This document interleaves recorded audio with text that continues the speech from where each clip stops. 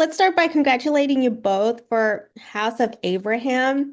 And you guys are brave in getting into this topic, a hard topic of suicide, unfortunately. So, can we start with you, Lucas, as a writer? Mhm. How did you dive in? Well, so for me, it's actually less about sort of suicide and end of life as it's more about manipulation as far as I'm concerned. So I see, when Lisa and I talked about creating something together, I wanted to come up with something that I hadn't seen before, number one. I didn't want to compete with what Hollywood might be making, and they would never make this movie because of the subject matter. And so I think that's your best shot as an indie filmmaker to get some attention and to get it out there. And so for me, I'm fascinated by this notion of manipulation of people that are potentially smarter than you, more powerful than you, sort of taking advantage of your vulnerability, right? So the message I wanted to explore is be careful who you trust when you're at your most vulnerable. And so it's an exploration of manipulation. And then in this case, end of life, and assisted end of life sort of comes into that world. And then just as a person, I'm a fan of having everything out in the open. The more we can talk about something, the better it is. I don't believe in Uh, you as a director here, how did you prepare to dive in and prepare for some of these really strong scenes? Yeah, well, I have an incredible team here in Austin. So production design was a big piece of it, and then obviously the location and finding the right House of Abraham here. We found several along the way that fell through, but the one that ended up working out was great. So yeah, finding the right location and the look for the film was a big piece of things. But then obviously the casting, which is extremely important, and working with the actors. Being on an indie schedule, we didn't have a luxury of a lot of time, but I think obviously casting is such an important piece of telling the story and bringing the characters to life. And so Lucas and I have worked together and collaborated together on many things, and so there was very little spoken things on set, and particularly about Abraham's character and performance. So that was an easy thing. And then some actors that were newer for me to work with, and just as you get to know someone new, you figure out what they need, what sort of support, that they need more space, all of that. And so just collaborating with each of the actors to bring their character to screen, and I think it was a great journey, and I'm happy with the result. Bringing in some of the cast members that we love, Lynn Shaye. Yes, we love Lin Shaye. this. I mean, so the character Beatrice was actually the only real role I wrote with someone in mind, and I wrote it for Lynn Shaye. I had worked with Lynn before. I was friendly with Lynn, and I knew I could get at least her to read the script. I didn't necessarily expect her to take on the role. I was hoping she would. And so when Lisa and myself got to that point, we were ready to share it. I reached out to Lynn, and thankfully she loved the script. Um, Lynn is not just a sweetheart and a smart individual. She's also an incredibly talented person, but she's also a no-nonsense person. She won't put up with nonsense. So I knew she wouldn't just do the role out of being friends with me. She wouldn't do it if she didn't dig it. And so that's where she's at in her career, which is great.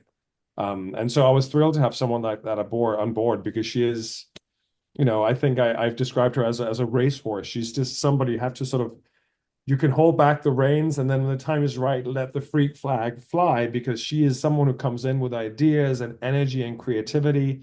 And it's just a matter of honing that to what fits the tone and the spirit of the movie. And you got Gary.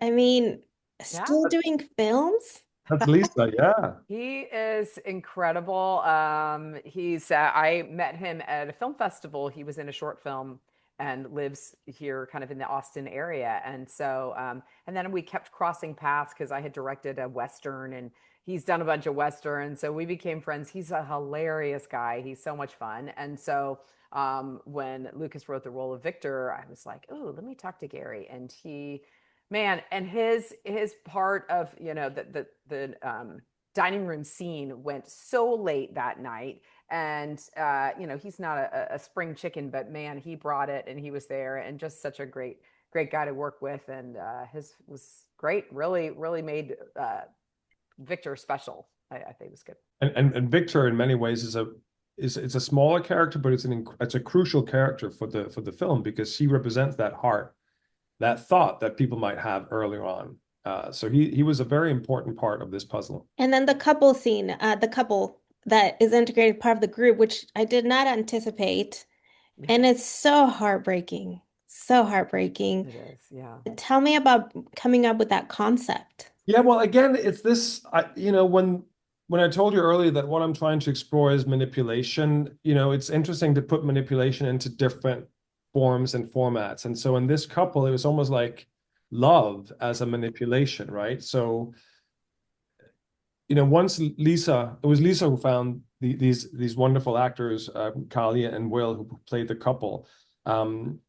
It was a matter of using love almost as a weapon to get at least one of them out. And it's sort of this codependency and this situation that you get into where you may not see a way out because you're so overwhelmed by somebody else who's a master manipulator. And I wanted to explore that in a different light. What was it like to portray this character that's a bit of a monster?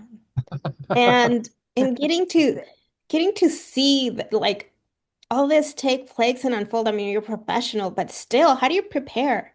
And then at the end of the day, how do you shake it off? Well, so I'm someone I'm comfortable talking about anything. I don't have any sort of mental barriers of like, oh, I don't even want to talk about that, or I don't want to see that. I think I'm eyes wide open. I want to see everything, and then I'll make up my mind about how I feel about things. So I'm a fan of that.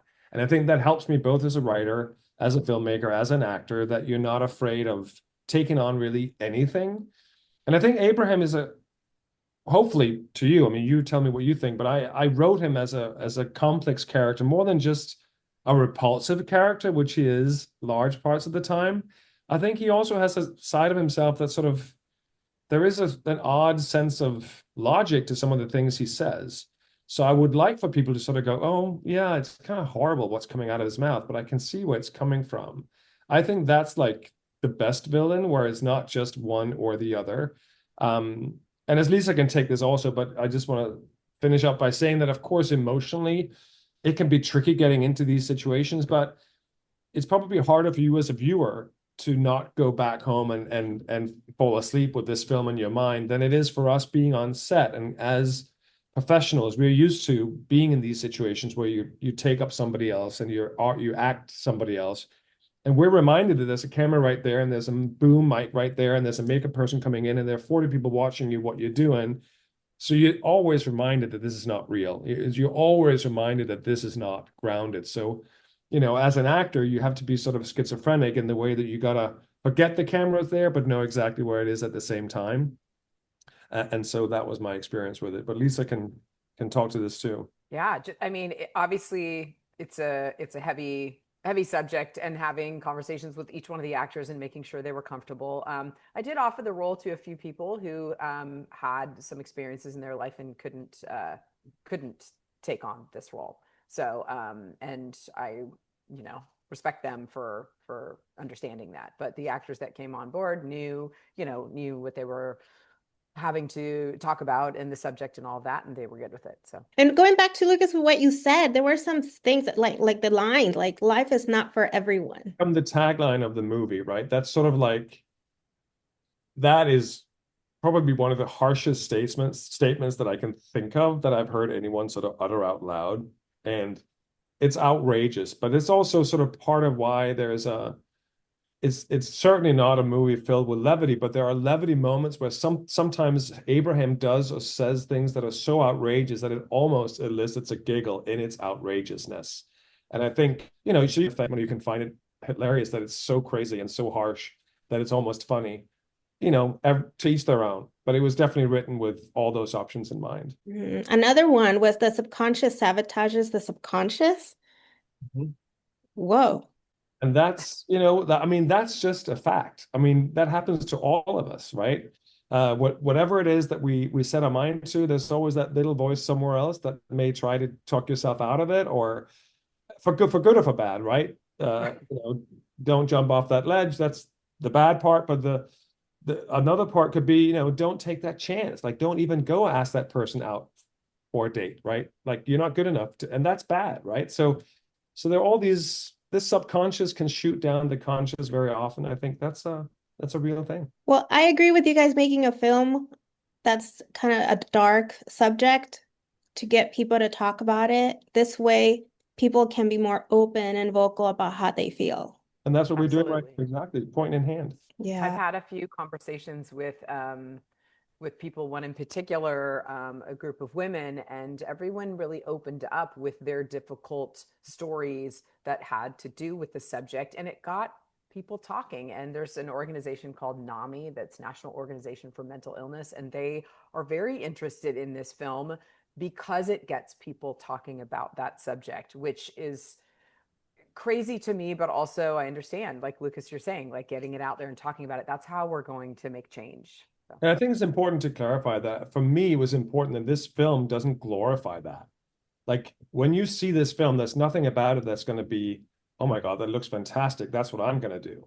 Probably it's the opposite end. You're going to look at it and go, wait a second, maybe I should think twice about this. So I think, so it was just important for me to make sure that it wasn't seen as glorification of end of life at all, but it's an exploration of what possibilities can come of it, and it's important to talk, and mental health is a big part of it. After all, it is a film with entertainment, to entertain some, and it's a thriller, it's a horror, cult feel. I mean, you got all these combinations.